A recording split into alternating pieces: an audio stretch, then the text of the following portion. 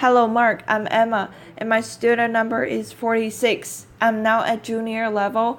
I'm going to read the article from TED by Alessandra Orofino. It's our city that's fixed it. 54% of the world's population lives in our cities. In developing countries, one-third of that population is living in slums. 75% of global energy consumption occurs in our cities. And 80% of gas emissions that cause global warming come from our cities. So things that you and I might think about as global problems, like climate change, the energy crisis, or poverty, are really, in many ways, city problems. They will not be solved unless people who live in cities, like most of us, actually start doing a better job, because right now we are not doing a very good one.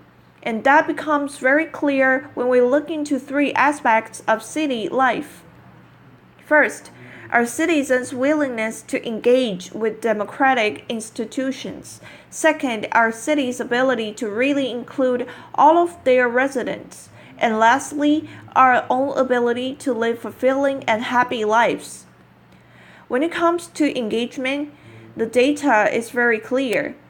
Voter turnout around the world peaked in the late 80s, and it has been declining at a pace that we have never seen before. And if those numbers are bad at the national level, at the level of our cities, they are just dismal. In the last 2 years, two of the world's most consolidated, oldest democracies, the US and France, held nationwide municipal elections. In France, voter turnout hit a record low. Almost 40% of voters decided not to show up. In the US, the numbers were even scarier. In some American cities, voter turnout was close to 5%. I'll let that sink in for a second. We're talking about democratic cities in which 95% of people decided that it was not important to elect their leaders. The city of LA, a city of 4 million people, elected its mayor with just a bit over 200,000 votes. That was the lowest turnout the city has seen in 100 years. Right here in my city of Rio, in spite of mandatory voting, almost 30% of the voting population chose to either annul their votes or stay home and pay a fine in the last mayoral elections. When it comes to inclusiveness, our cities are not the best cases of success either. And again, you don't need to look very far in order to find proof of that.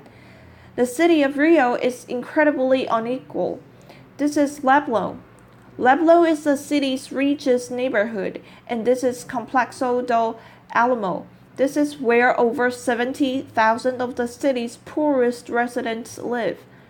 Leblon has an HDI, a Human Development Index of 0.967. That is higher than Norway, Switzerland, or Sweden. Complexo do Alamo has an HDI of 0.711.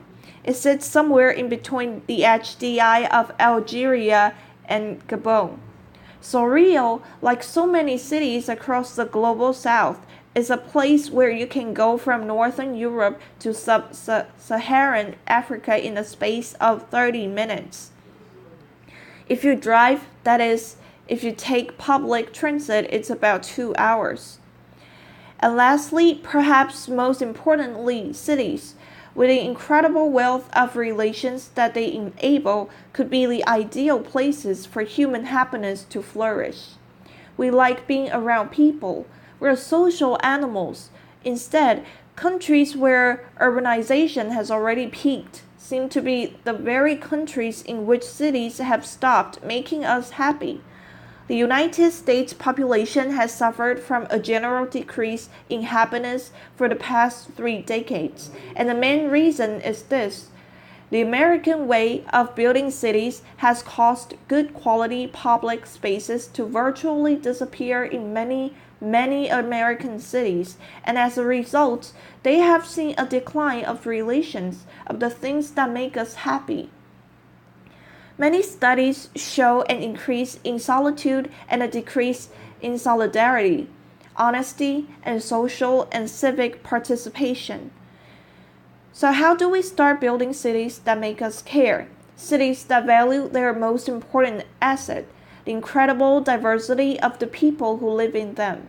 Cities that make us happy.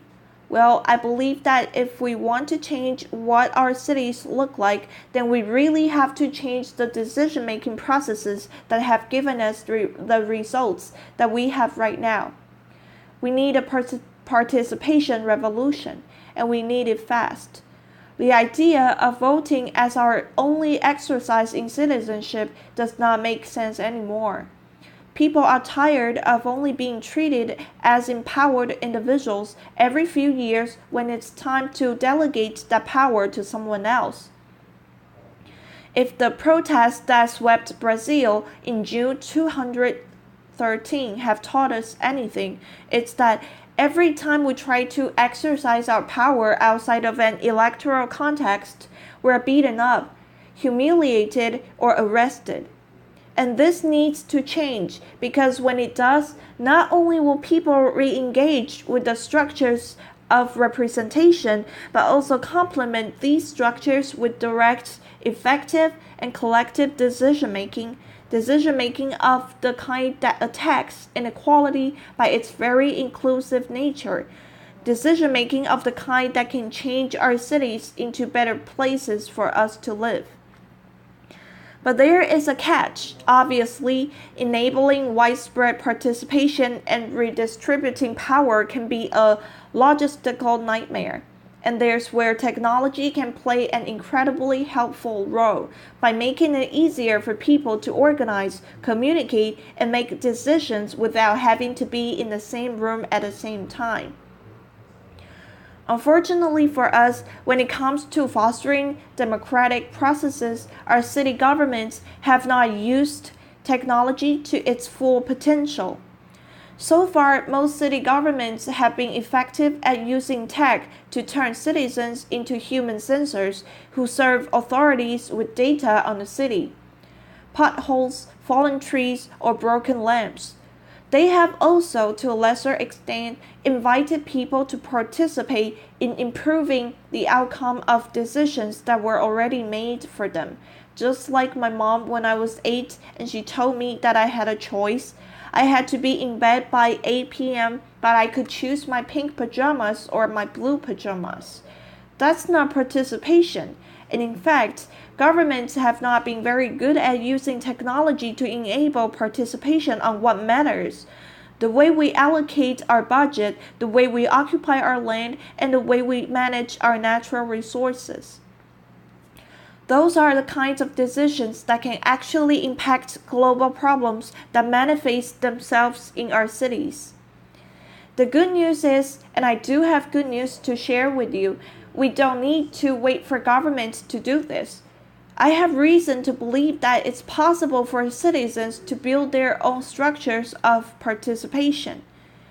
3 years ago, I co-founded an organization called Muhiu, and we make it easier for people in the city of Rio to organize around causes and places that they care about in their own city, and have an impact on those causes and places every day. In these past 3 years, Muhiu grew to a network of 160,000 citizens of Rio. About 40% of those members are young people aged 20 to 29. That is 1 in every 15 young people of that age in Rio today. Amongst our members is this adorable little girl, Bia, to your right. And Bia was just 11 years old when she started a campaign using one of our tools to save her model public school from demolition. Her school actually ranks among the best public schools in the country, and it was going to be demolished by the Rio de Janeiro state government to build, I kid you not, a parking lot for the World Cup right before the event happened. Bia started a campaign, and we even watched her school 24/7 through webcam monitoring and many months afterwards. The government changed their minds. Bia's school stayed in place. There's also Jovita. She's an amazing woman whose daughter went missing about 10 years ago, and since then she has been looking for her daughter. In that process, she found out that first, she was not alone. In the last year alone, 2013, 6,000 people disappeared in the state of Rio. But she also found out that in spite of that, Rio had no centralized intelligence system for solving missing persons cases. In other Brazilian cities, those systems have helped solve up to 80% of missing persons cases. She started a campaign, and after the Secretary of Security got 16,000 emails from people asking him to do this, he responded and started to build a police unit specializing in those cases. It was open to the public at the end of the last month, and Jovita was there giving interviews and being very fancy. And then there is Leandro. Leandro is an amazing guy in a slum in Rio, and he created a recycling project in the slum. At the end of last year, December 16th, he received an eviction order by the Rio de Janeiro state government, giving him 2 weeks to leave the space that he had been using for 2 years. The plan was to hand it over to a developer who planned to turn it into a construction site. Leandro started a campaign using one of our tools, the pressure cooker, the same one that Bia and Jovita used, and the state government changed their minds before Christmas Eve. These stories make me happy, but not just because they have happy endings. They make me happy because they are happy beginnings. The teacher and parent community at Bia's school is looking for other ways they could improve that space even further. Leandro has ambitious plans to take his model to other low-income communities in Rio, and Jovita is volunteering at a police unit that she helped create. Bia, Jovita, and Leandro are living examples of something that citizens and city governments around the world need to know. We are ready. As citizens, we are ready to decide on our common destinies because we know that the way we distribute power says a lot about how we actually value everyone. And because we know that enabling and participating in local politics is a sign that we truly care about our relations to one another. And we are ready to do this in cities around the world right now. With the Our Cities Network, the Muhiu team hopes to share what we have learned with other people who want to create similar initiatives in their own cities. We have already started doing it in Sao Paulo with incredible results and want to take it to cities around the world through a network of citizen-centric, citizen-led organizations that can inspire us, challenge us, and remind us to demand real participation in our city lives.